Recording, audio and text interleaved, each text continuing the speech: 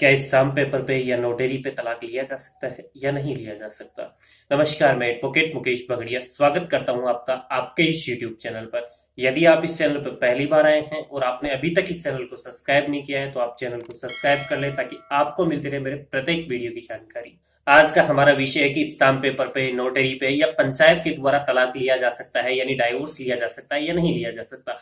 यदि किसी दंपति ने यानी पति पत्नी ने कोई भी तलाक यानी डाइवोर्स स्टाम्प पे लिया हो या फिर पंचायत में लिया हो, तो ऐसी दशा में उस तलाक की विधि मान्यता क्या होगी, यानी वह लीगली है या अनलीगल है।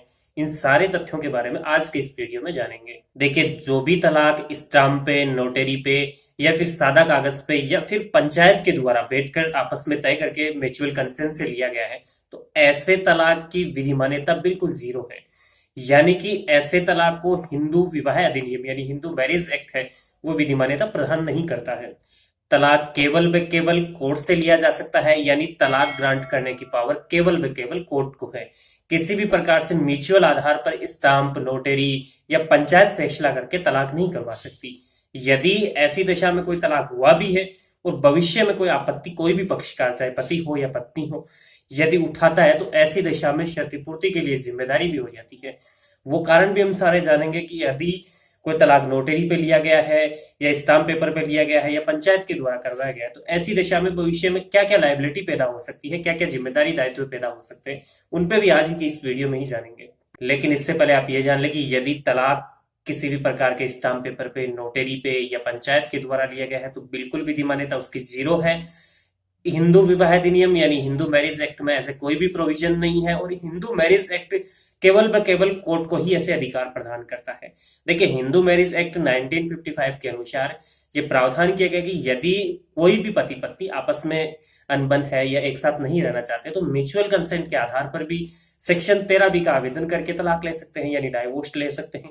और यदि म्यूचुअल कंसेंट नहीं है तो ऐसी दशा में भी सेपरेटली कोई भी, चाहे पति हो या पत्नी हो, आवेदन कर सकते हैं। यदि हिंदू मैरिज एक्ट में कुछ प्रोविजन दिए गए हैं, उन प्रोविजन में दिए गए अंतर्वस्तु में से कोई भी एक तथ्य होता है, तो ऐसी दशा में उस तथ्य के आधार पर तलाक के लिए यानी डाइवोर्स के लिए कोई भी शख्स, चाहे पति हो या पत्नी हो, आवेदन कर सकती है।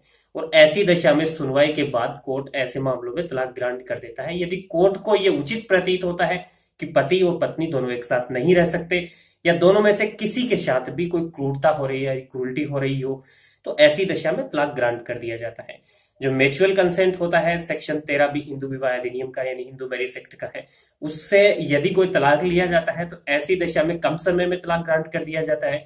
जबकि म्यूचुअल कंसेंट से अगर तलाक नहीं दिया जाता, यानी आवेदन नहीं किया गया है, तो ऐसी दशा में तलाक लेने में थोड़ा समय लग जाएगा, क्योंकि सेपरेटली किसी भी पक्षकार ने आवेदन किया है और आवेदन पर सुनवाई होगी। सुनवाई होने के बाद जो भी ग्राउंड्स होते हैं, जो भी एप्लीकेट यानी जो भी आवेदक है उसने जो भी ग्राउंड रखे हैं कि इस आधार पर मुझे तलाक चाहिए, मेरे साथ ये चीज हो रही है, तो उन ग्राउंड्स पे कोर्ट विचार करेगा। विचार करने के बाद कोर्ट डिसीजन देगा। ऐसे समय में कुछ थोड़ा समय लगने की संभावना ज्यादा ही रहती है, तो ऐसी दशा में तलाक में थोड़ा लंबा समय लगेगा। जबकि म्यूचुअल कंसेंट में कम समय में तलाक दे दिया जाता है, कोर्ट के द्वारा ग्रांट कर दिया जाता है। तो आप ये जान लें कि कोर्ट के द्वारा ही डाइवर्स यानी जो तलाक है, डाइवोर्स है, वो ग्रांट किया जा सकता है। बाकी कोई भी ऐसे प्रोविजंस हिंदू विवाह अधिनियम में नहीं किए गए हैं कि स्टाम्प पेपर पे, नोटरी पे या फिर पंचायत के द्वारा आपसी सहमति से तलाक ग्रांट कर दिया जाए। अब हम ये जानते हैं कि हिंदू मैरिज एक्ट के अकॉर्डिंग अगर कोई तलाक के लिए आवेदन नहीं किया गया हो, जबकि कोई भी तलाक स्टाम्प पेपर पे, नोटरी पे या फिर पंचायत के द्वारा दिलवा दिया गया हो, तो ऐसी दशा में क्या क्या समस्याएं भविष्य में खड़ी हो सकती हैं। देखिए, आप ये जान लें कि यदि किसी भी पक्षकार ने यदि तलाक ले लिया हो, डाइवोर्स ले लिया हो स्टाम्प पे, नोटरी पे, और उसके बाद शादी कर ली हो, तो शादी करने के बाद पहले तो आप ये जान लें कि जो दूसरी शादी की गई है वो लीगली नहीं है। अगर भविष्य में किसी प्रकार की पक्षकार के द्वारा कोई भी दिक्कत पैदा की जाती है तो सेकंड मैरिज लीगली नहीं है। दूसरी दिक्कत आपके सामने यह आ सकती है कि भविष्य में जिसके साथ आपने तलाक लिया हो, चाहे वो आपकी पत्नी हो या आपका पति हो, भविष्य में मेंटेनेंस की चीजें आपके सामने आ सकती हैं। यदि आप पति हैं तो आपकी जो पूर्व पत्नी थी जिससे आपने तलाक जो स्टाम्प पे लिया हो, तो वैलिड तो वो नहीं है। वैलिड नहीं होने की दशा में मेंटेनेंस के लिए दावा कर सकती है। उसके बच्चे हैं तो वो भी मेंटेनेंस के लिए दावा कर सकते हैं। प्रॉपर्टी में भी उनका राइट बना रहता है।